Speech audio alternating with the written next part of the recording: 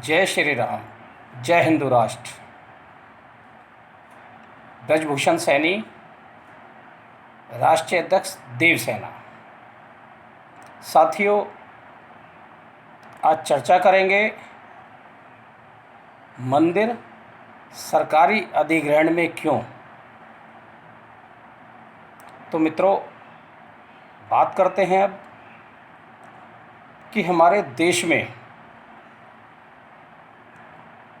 जितने भी प्रमुख मंदिर है, चाहे वो वैष्णो देवी का मंदिर ले लीजिए, चाहे सोमनाथ का, चाहे उज्जैन का, किसी भी प्रमुख मंदिर का आप नाम लेंगे तो शायद मुझे ऐसा नहीं लगता कि कोई भी मंदिर सरकारी अधिग्रहण से बचा हो।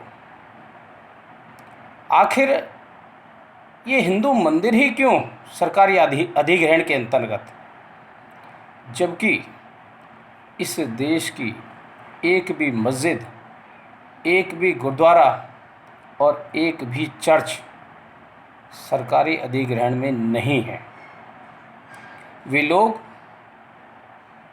स्वतंत्र रूप से अपने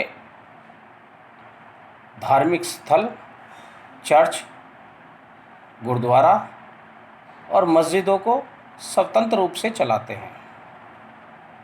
तो आखिर ऐसा क्या है जो केवल मंदिरों को इस देश में अधिग्रहण कर लिया गया और लगभग सभी मंदिरों पर सरकार का कब्जा है। वह यहाँ तो वहाँ के डीसी उस कमेटी के चेयरमैन हैं या उस प्रदेश के राज्यपाल। और जितने भी हमारे हिंदू भाई हैं, इन सभी प्रमुख मंदिरों में श्रद्धा भाव से जाते हैं, बड़ी आस्था से, बड़ी उम्मीद से इन मंदिरों में दर्शन करते हैं और अपनी श्रद्धा अनुसार वहाँ धनराशि भेंट पूजा करते हैं। अब यही धनराशि सरकारी खजाने में जमा हो जाती है, जबकि होना तो ये चाहिए कि सनातनी लोगों का जितना भी पैसा है वो सनातन धर्म के लिए खर्च होना चाहिए। लेकिन मित्रों, इस देश में ऐसा नहीं है। मंदिर सरकार के अधिग्रहण में है और इसका सारा पैसा सरकारी खजाने में जमा हो जाता है और उस पैसे का इस्तेमाल सरकार अपने अनुसार करती है, हमारे धर्म के लिए नहीं। और जब तक हम अपना अंशदान अपने धर्म के लिए खर्च नहीं करेंगे तो हमारा धर्म कैसे फलीभूत होगा, कैसे मजबूत होगा, किस तरह से हम अपने युवाओं को और आने वाली इस पीढ़ी को अपने सनातन संस्कृति और आस्था और धार्मिक मान्यताओं से उन्हें अवगत करा पाएंगे। आज यही कारण है कि प्रत्येक युवा धर्म के नाम पर नास्तिक होता जा रहा है, सेकुलर होता जा रहा है, क्योंकि उसे वास्तव में इस सनातन धर्म का ज्ञान ही नहीं मिल पा रहा है। इसकी सबसे बड़ी वजह, जिन मंदिरों के तहत पुराने समय में गुरुकुल चला करते थे, वो सरकार की नीतियों के कारण पूरी तरह से लगभग बंद हो गए हैं। और इन गुरुकुलों के माध्यम से ही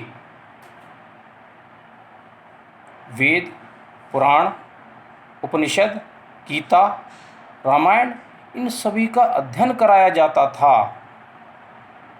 लेकिन इस आधुनिक शिक्षा में हमारी मान्यताओं को एक तरफ रख दिया गया है, हमारे साहित्य को, हमारे धार्मिक ग्रंथों को विश्वविद्यालयों से दूर कर दिया, स्कूल कॉलेजों से दूर कर दिया और गुरुकुल से भी दूर हो गए हैं लगभग, क्योंकि सरकार में एक ऐसा कानून है 30A, जिसके अंतर्गत हम अपने स्कूलों में धार्मिक शिक्षा नहीं दे सकते। अब यदि इन मंदिरों को स्वतंत्र कर दिया जाए और वहाँ के जितने भी ट्रस्ट, सोसाइटी, धार्मिक संगठन हैं, उनके अधीन ये मंदिर चले, तो उस मंदिर से आने वाली धनराशि गुरुकुल के लिए इस्तेमाल हो सकती है और गुरुकुल से हम अपने बच्चों को बहुत अच्छे संस्कार दे सकते हैं। धर्म के प्रति उनमें आस्था जगे, विश्वास बने और वो इस परम पिता परमात्मा की शक्ति को पहचान सके, तभी उसकी सफलता भी होगी और बहुत अच्छी गति भी मिल पाएगी। मित्रों, मैं सरकार से आग्रह करता हूँ, जिस तरह से मस्जिद, गुरुद्वारा और चर्च सरकार के अधीन नहीं हैं, पूरी तरह से मुक्त है, ऐसे ही हमारे सभी प्रमुख मंदिरों को सरकार पूरी तरह से स्वतंत्र करे। अब समय आ चुका है, अब देश में हिंदुओं में जागृति आ चुकी है। वो भली भांति समझने लगे हैं कि पूर्व की सरकारों ने किस तरह से हम हिंदुओं का शोषण किया। अब हमारा सनातन समाज इस शोषण को बिल्कुल सहन नहीं करेगा।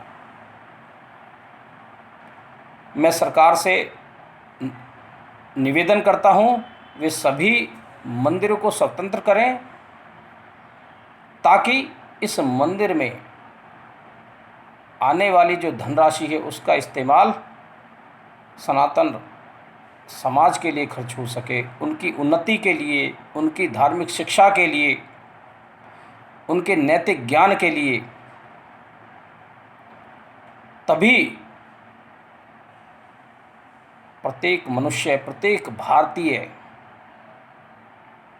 इस सनातन संस्कृति को समझ पाएगा, इसका महत्व भी उसे पता लगेगा और अपना आध्यात्मिक, आर्थिक, सामाजिक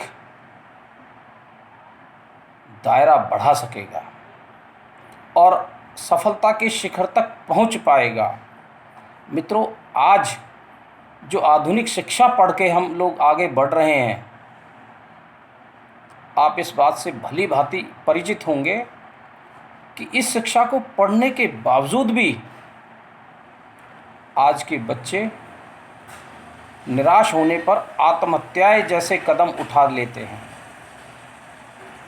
यदि हमारी सनातन संस्कृति का उन्हें ज्ञान दिया जाए, वेद, पुराण, गीता, रामायण जैसी शिक्षा दी जाए, तो उनका मनोबल बढ़ेगा, वो अपने आप, उनका चरित्र भी बेहतर होगा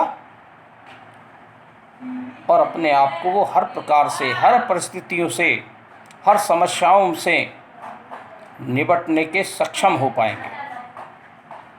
तो मैं पुनः सरकार से अनुरोध करता हूँ, देश भर में जितने भी मंदिर हैं, सरकार उन मंदिरों को मुक्त करे और सभी मंदिरों को स्वतंत्र करें और जितने भी धार्मिक ट्रस्ट, संगठन और सोसाइटी है उनके हवाले करें। और मित्रों, एक बात और आ जाती है कि क्या कोई सरकार ने ऐसा कानून बना रखा है कि मंदिरों को अपने अधीन ले सकते हैं?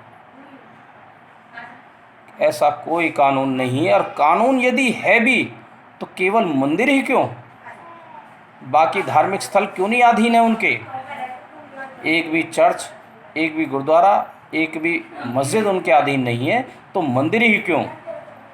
तो मैं पुनः सरकार से मेरी अपील है कि वो इन मंदिरों को स्वतंत्र करें और इसके लिए हम व्यापक स्तर पे, क्योंकि देश तो पहले ही जाग चुका है, एक बहुत बड़ा अभियान चलाएंगे और सरकार से अनुरोध करेंगे कि इन मंदिरों को स्वतंत्र करें, जिससे भारतीय मूल के निवासियों का नैतिक ज्ञान, आध्यात्मिक ज्ञान उन्हें प्राप्त हो सके और वो भारत को पूरी दुनिया में विश्व गुरु बना सके, समृद्ध और शक्तिशाली राष्ट्र बना सके। जब यहाँ के नागरिकों का विकास बेहतर होगा तभी इस देश का विकास हो पाएगा। नागरिकों का चरित्र अच्छा होगा तभी ये देश सफलता के शिखर तक पहुंचेगा। तो मेरा पुनः भारतीय समाज और इस सरकार से अनुरोध है कि भारतीय संस्कारों को पनपने दिया जाए, उन्हें स्वतंत्र किया जाए और मंदिर अपने सही रूप से पूरे देश में परंपरागत तरीके से सुचारू रूप से चलते रहें। यही मैं अनुरोध करूंगा। आप सभी का बहुत बहुत धन्यवाद। जय हिंद, जय भारत, जय हिंदू राष्ट्र। धन्यवाद आप सभी का।